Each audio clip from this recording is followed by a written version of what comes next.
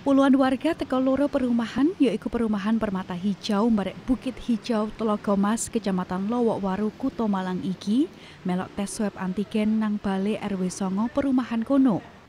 Teko tes swab iki telu warga dipestekno positif kepapar COVID-19.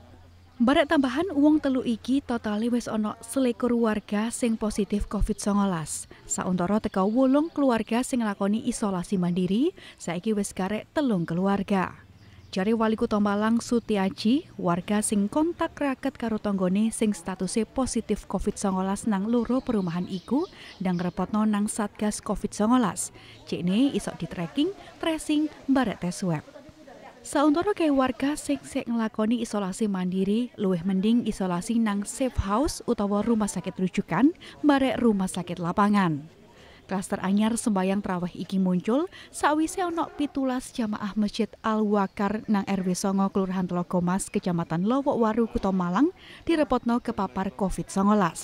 Tularan virus iki kedadean tepak ulan Ramadan winginane. Ali Mahrus, JTV.